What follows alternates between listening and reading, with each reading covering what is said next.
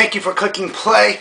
PK Comic Book 411, issue number 10. Got a lot to go over, so let's dive right in.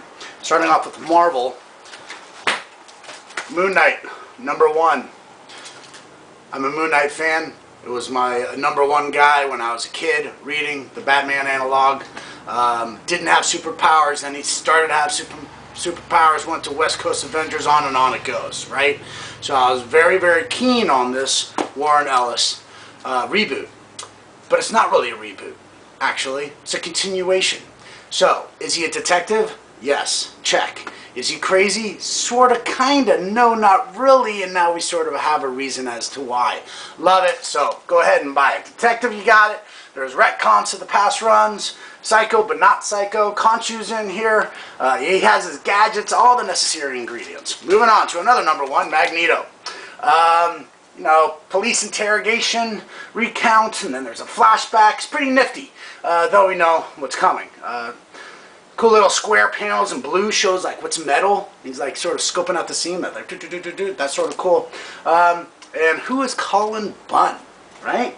Good writing, but Colin Bunn, I don't know who he is. However, I do know he's writing Sinestro. It's coming up in April. Loki, Agent of Asgard.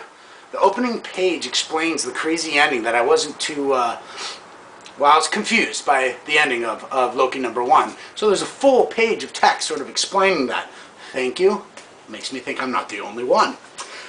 So he's speed dating in this one, and you know, he meets a mortal that can tell when he lies and stuff. It's nifty. I'm liking this. It's a perfect match for Loki, right? Someone that can tell that he lies. The Punisher, 2 and 3, written by Edmondson, who is also writing Black Widow, 1, 2, and 3. Here's what I said on a certain thread.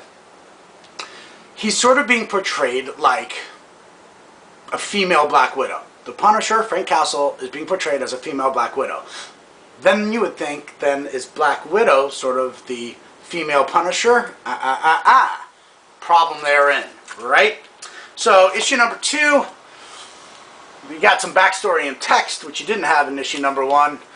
I do think he's wearing a Hawkeye t-shirt, which I think is really, really cool.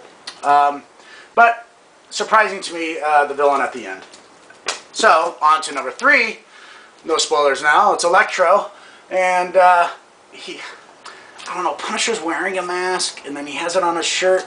So, sorry. I'm pretty much going to drop the Punisher. One of my favorites, too. Just got too much to read. Let's go to Black Widow, number 1. The backstory of Black Widow. There'll never be a backstory. What? Well, it's top-notch sort of watercolor art, ample pacing, ample no rules assassin. Just no pop, no cliffhanger to me in these. That's not bad. It just lacks exceptionalism. So then we go to 2. And what do we have here? Sort of a timeline reveal and a flashback. It's good, nifty, just not jaw-dropping. Then we go to 3. The single story sort of ends. It's this is now starting to tie into the other ones. It's smart. It's good. There's Spanish, German, and God, there's another language in here, probably Russian. Good pacing, good twists. It's just, it's not huge praise going along here, is there? Avengers World, though, I think is quite fascinating. It's very cool. This is a standalone, comes from nowhere, with Shang-Chi, hopefully I'm saying that right, calls upon the ancients to give him strength and wisdom, etc. But then at the end, it sort of twists on him. He goes, oh yeah, the ending of those stories. So this is good enough to buy alone. Promise you. 13 now from Nova. This is a jumping on point. Within the first few pages of Beta Ray Bill, right, I'm laughing out loud. I'm reading this and I'm laughing out loud. Then it happens again. Then I'm flipping, and then it happens again. And I'm like, this is really funny. Beta Ray Bill, and he's sort of like, you know, giving Thor a little rib, though he's not there. Really funny. So I'm laughing out loud. I usually don't laugh out loud, when I'm reading at least. And then right before he leaves, I laugh again. So it's nice to see a heavyweight with Nova, is what I'm saying here. And just so you know, I learned here that a black Nova, black helmet Nova, is like the secret ops of the Nova Corps. The golden helmets are like normal guys. Didn't know that. Moving on to Nova 14. So you're about to get the story of Stormbreaker, and then he goes, yeah, nah, that's too long. It's like, damn, I wanted to hear about that, at least this reboot. But he does explain how a Nova did save his life. Golden helmet, not a black one. And he has a new power in here. And it happens in another comic I'll talk about. But he produces a hologram of himself. I want writers to be careful of that. Because there's going to be a lot of times we as readers are going to say, well, he should have just used that hologram of himself. Cuidado. Cuidado, writers. Nova 14. Okay, so Captain America, Rick Remender. I know he's putting more of his time into another title, and that's fine by me. Captain America, yeah, crazy mind bubble guy. Okay, so number 15 was not the .now. 16.now is, right? That's the jumping on point. But that really had nothing to do with 15. So 15 and 16, just know this. That 15 carries into 17. And 16 really is almost like a standalone with Jet Black, Zola's daughter, right? So 15 goes to 17, and this being 17 with Mind Bubble, which is like the Project Weapon Minus to counteract the Weapon Plus, right? And he has this little thing, Mind Bubbles, and he got Nick Fury is helping him out with the Gungnir helicarrier, Gungnir being Odin's spear, right? And that's S.H.I.E.L.D.'s like big behemoth helicarrier. So this is really heating up. I'm glad I stuck with it. And it was sort of funny. Captain America said, yeah, you know what, I should probably take a lesson from the Punisher, darken things up a little bit, darken my image up a little bit. So then moving on to Captain America 18. It's just fun, it's easy to read, and I do think Remender is really getting down and dirty with Uncanny Avengers, and I'm putting those off to the side because I want to reread like the last 4, get that whole story arc. Things are happening there, people are dying. And that was supposed to be the flagship of Marvel and the Avengers and X-Men. But yeah, people are dying there. Lots of calm talk in here. During action sequences, I think that's a new style of writing. I'm seeing it in Rake, the lawyer one, with Greg Kinnear. And there's like texting going on. It adds an extra element of their responses and reactions while talking to someone else, but they're getting text from someone else. It's a new layer of scripting, being the haphazard actor that I am. Okay, so that's Captain America 18. Now we get to move on to Amazing X-Men. I got this because of Firestar, because of Spidey and his amazing friends. In the back there was a letter column like, don't change the costume. Well, they didn't really change the costume, but they sort of did. She got all torn up, showing a little bit more skin. I don't know. I'm just reading it. It's just fun. It's swashbuckling. I'm not going to read into this anymore. It's just continued fun. Is this Goblin 2? Yes, 3's already out. This is part 2 of the Goblin War, and I was very confused when I saw Uatu, because they're about to go into this like Watcher got shot thing, and Uatu is being referenced here, but apparently that's Uatu Jackson, who worked for Peter Parker at Horizon Labs and was named after the Watcher. Don't be confused, I was. All the goblins know now. So they know who's inside. Things are starting to heat up until the very end. I can honestly say a couple more issues of this. But now Peter is turning into Doc Ock. Okay. Matt Fraction is back. Liking this again. The whole LA girl thing wasn't working for me. So, issue number 15. Back to the old style. David Aja was the guy I couldn't remember last issue. It's great going again. Huge ending. No spoilers. Huge ending. Issue number 15. Mighty Avengers. I'm reading this because of the Blue Marvel, but he's not in this one. Again. Like in number 14, Spectrum does a hologram. Again, be careful with holograms, writers. It'll get you in a pinch. But White Tiger goes hellbent and goes like God mad as a tiger and all that stuff. And man, she does some pretty heavy lifting actually. But Spectrum rules. I just sucks there's no Blue Marvel. Origins 2, just so we have a different one than the whole Weapon X things, and This is just him as a savage, and the art is very compelling. It's just a different origin story. Continues with Mr. Howlett. It's not Logan, it's Mr. Howlett. James, I think it is. So he's captured, now he's in a circus, and he's being shocked to show his bone claws, and the evil doctor steals him. It's wonderful art. Story's neither bad nor good. I think it's a miniseries, 6 issues. Iron Man. Now, you know, I got a little ticked of the Arno and the brother and him being adopted. And now he comes in with this huge robot thing. It's just like, oh, really? You know? So he gives up on the self-growing, self-defending city of Troy, hands it over to his brother Arno, but a certain villain, we all know, is collecting the Mandarin rings. And I really think I like that crossover. It was very, like, whoa, hey, what? It's no doubt going to be somewhere in the movies. But what is that? 616 versus... Oh, God, am I forgetting? No, 199999. Earth versus Earth 616. I don't know. An annual Iron Man. What? There's like 3 stories, each one making less and less more sense to me. A Russian robot built a city. I mean, it's... Potts falls in love. I just don't think... Just didn't need to happen. Just didn't. Now, very excited about this one. I've been reading this since Yost. I was calling Yost the glue of Marvel. And now they're on their own thing here. Their own story arc. You got Punisher and Daredevil. I'm really liking it. This is Spider-Man Team-Up number 10.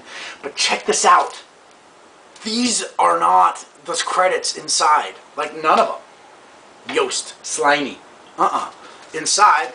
Sorry to take more time out of your busy life, but... Look.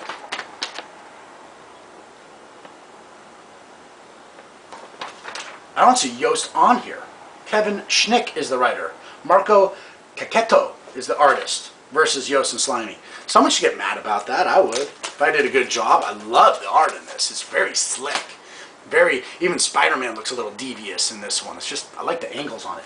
Almost done with Marvel, people. This is Uncanny X-Men number 17. Mutant Kids in Training with Carrot People.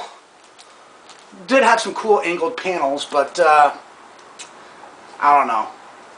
They're like in the future or in the past or whatever, and some guy gets his, the guy actually gets kicked out, but he gets his GPS signal. It's like, come on, man. If you're 100 years in the future and there's dinosaurs running around, how in the hell are you going to like do Google Maps? So that type of stuff kills me. Takes me right out of the story. Uncanny X-Men number 18. Aliens took members. And this is a tie-in to another title. I don't know if this is a retcon or I'm just lost. But it pops back and forth. Bit confusing art. It just made me frustrated. This Marco Rudy to me is self-indulgent, and he's trying to be something special, and it backfired on me. So, not a fan of Uncanny X-Men number 18. We're going to skip DC for a second. I want to go to the other publishers because I've been staring at this. If you haven't noticed, I keep on looking down right here. We're on to Turok number 2. Okay? And the Knights Templar are the ones that actually tamed dinosaurs. They didn't lead on number 1 that they did this. But they tamed the dinosaurs. I mean, there's like murals with them riding trichopterypses. So, captured by the natives, all the natives and stuff. It's getting somewhere, but not anywhere quick. Turok makes a quick work of a bunch of the knights, but still, and then actually unleashes the dinosaurs. It's almost like Turok the dinosaur hunter is now going to befriend dinosaurs, because that's pretty much what happened in this, number 2. He does kidnap the daughter of the leader of the Templars, however. But check this out, man. Totally, dude. It's like way back when I was even shiny and cool. And check it out, Valiant, my favorite. Valiant, man. We're talking, you know, Exo Manowar and Bloodshot, Archer and Armstrong, Quantum and Woody, Valiant and Turok. Turok's now with Dynamite. But I found my number 1, Turok. Reminds me of my brother playing that Nintendo 64 game. So, on to Valiant, we have a GOAT. And Bloodshot and Hardcore. this 3 decades of hardcore sort of goes through the chronology of how it happened and how, you know, the people were sacrificing themselves, brain implants, explodes. You know, we already knew this though. I guess it was important for them to put it in a comic, but we already knew this. Like I was basically reading something that was already in my head. But hey, Bloodshot comes in and is pretty much badass when they first launched Bloodshot. But let's get to the GOAT. Okay, first of all, there's like a Steve Jobs talking about Toyo Harada, which I thought was just a crazy spin. It really came from left field, that one. Several languages in here as well. I always like to bring that out when there's different languages, because I do think that's important. And in fact, when I worked for Georgia Cogni, on IMDb, that guy, Georgia Cogni, and he said he learned all of his languages from comics. And here they are. They're just trying to do the same thing to me. And there's this little footnote that says bilingualism is your own adventure in this one. So a little bit of a spoiler here that the GOAT gets to break out. I just want to tell you this part. He wants to break out, okay? There's a little bit of hiccup in here because the GOAT prior to who he is, no spoiler, who's inside the GOAT. But the GOAT was obviously smart, or unlike GOATs in the very beginning. And he sees Molly, the first genetically engineered GOAT. Falls in love, like eyes turn into hearts, etc. So he gets ready to break out and go see Molly. Grabs his flashlight and he grabs, you know, in his teeth, right? And he grabs his wrench and he grabs his chains and he goes out and he's going to break out, and it has this gate and it says, "This gate is to remain closed," but it's open. And you just see, like, you know, the whole A-team, dun, dun, dun, he's getting all this stuff. And he goes just like, "Oh, well, I guess I'll just walk out." Love it. I just think that's great. Surprise ending, but it's so fun. And the expressions on the GOAT's face, worthy of picking up. It's so funny. And when the GOAT gets out and the villains are like, oh, asterisk, asterisk, ampersand. Oh, it's loose, it's loose. And the GOAT's just standing there. It's just good. I love it. I do have a very good buddy that did not like that, but I love that GOAT issue. The Wake. What I'm glad that Scott Snyder did is that 1 through, God, I hope it's right, 4. Which one's this? 6. So 1 through 5 is his own story arc. 6 on. 6 through 10, I think, will be another story arc way set in the future. And I really like that. He just, yeah, 1 through 5 was working, but I got another idea. 6 through 10. So here we go with the new story arc. It's in the future. Almost like Kevin Costner's Waterworld. Shall I bring that up? $200 million, I think. That was the biggest budget for that movie at the time. Okay, on with the Wake. Mark Millar, Jupiter's Legacy. I'm going to have to go back and read 1 through 3 because this, I'm like, I don't really remember anymore. It's been a long time. I guess that's a part of, you know, good with TPBs. You see the whole story arc. But we were really waiting for this, weren't we? But to me, this is sort of a bridge filler. Kid uses his powers, fakes, dumb and weak. School, yeah. One of my favorites, Sheltered, Red Dawn in reverse, becoming my favorite book. Guess what? Walking Dead production company is now going to make a movie. No wonder why the writer and the artist moved in together. That was probably all going on. Well, hell, do I know how to pick them? Sheltered will be a movie. And Victoria finally unleashes verbal hell. And the truncation, like the meter of, and she's swearing a lot, the meter is just perfect. It's just, you can hear the voice because the writer made the cadence of her just unleashing hell. So anyway, the Survival Cast newsletter that's always in the back. This one is about NEOs, near Earth objects. Could be asteroids or anything, but that's the letter. I still don't know whether TPBs have all of those. I will let you know when I know. God is Dead. I had to go back and sort of figure out what's going on here. So we go to 4. The reason why I got this is because I didn't get it.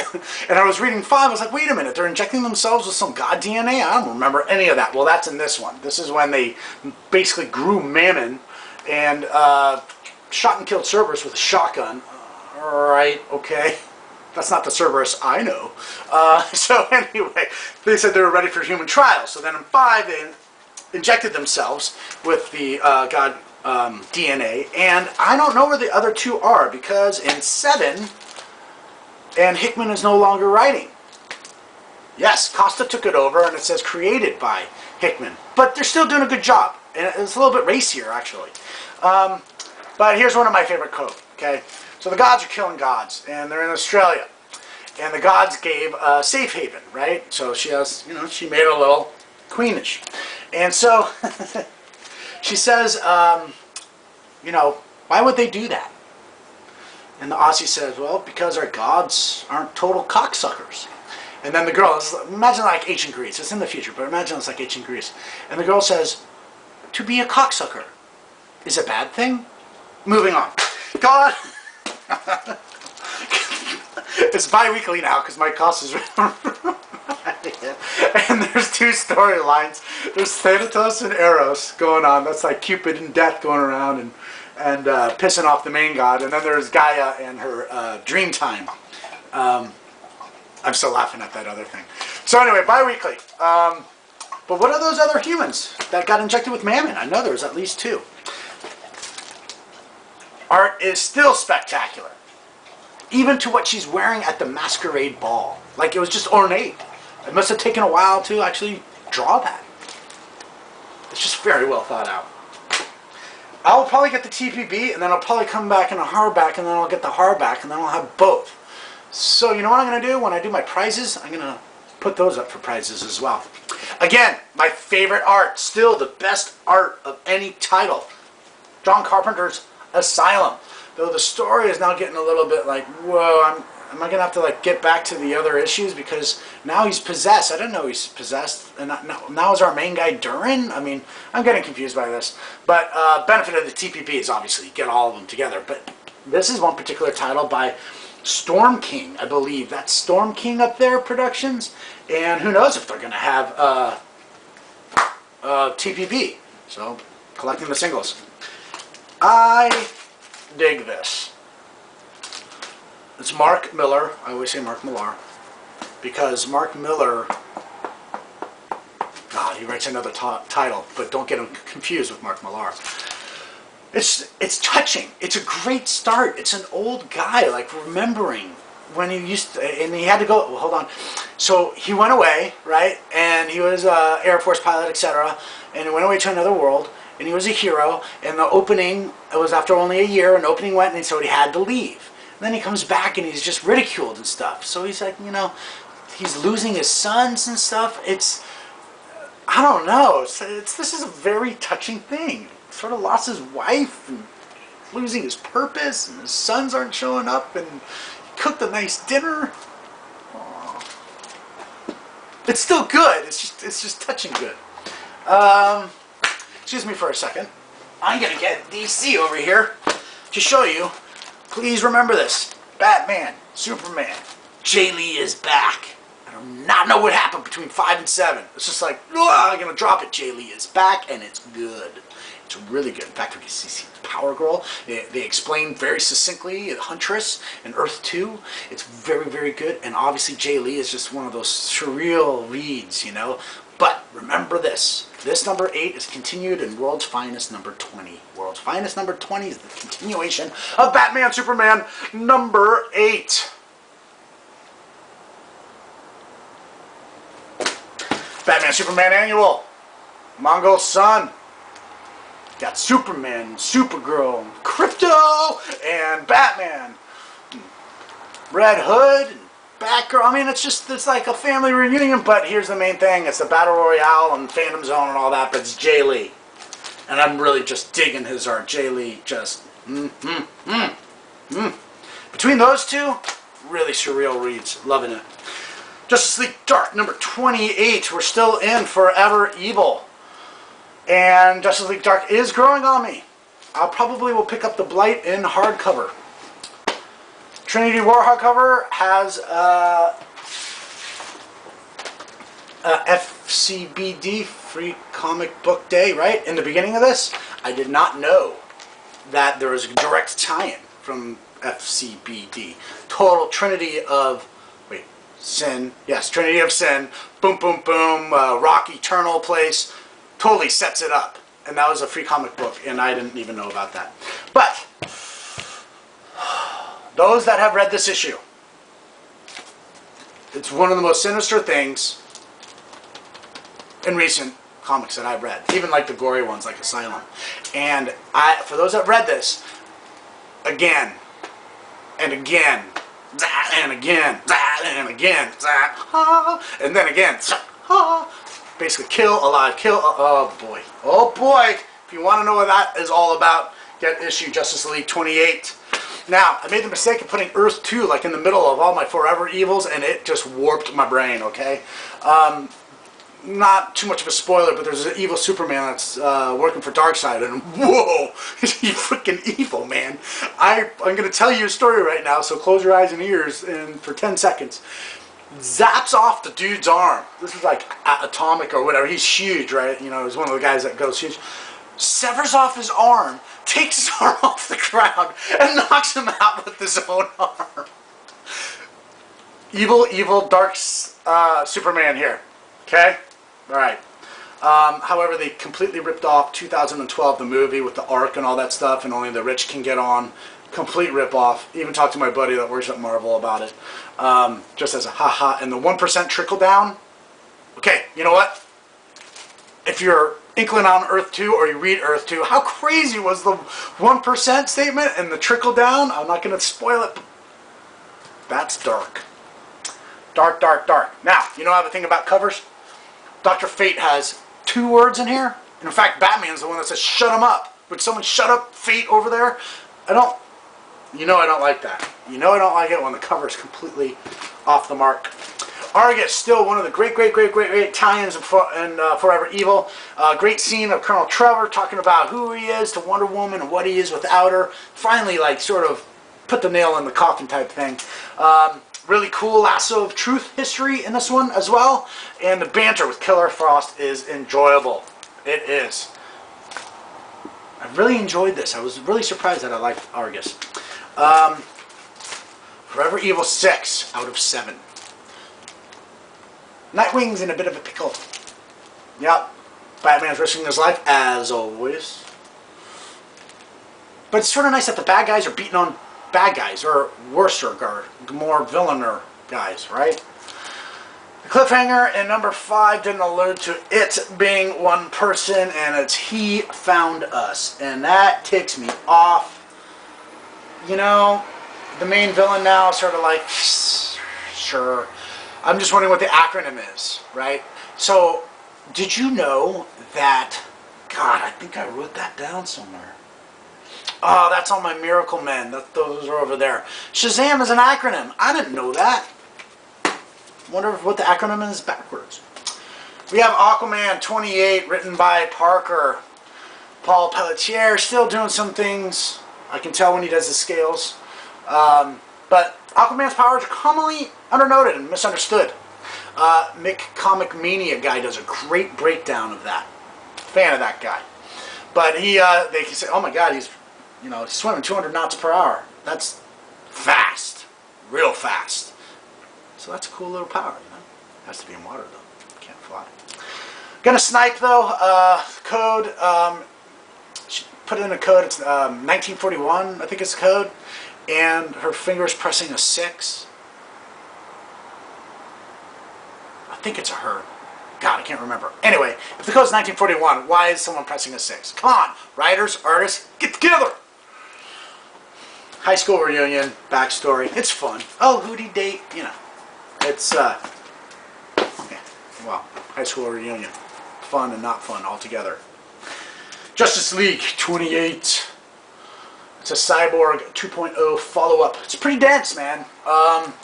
Terminator reference. There's a Matrix reference. HAL 2001, 2010. I wonder if they have to pay rights for that. I think there's a parody clause in that. Anyway. I think I remember a Metal Men in Crises and all these Final Crises and stuff. Maybe it was the original Crisis on Infinite Earths. But I remember some Metal Men, and that was all about that. So that is it. Whew.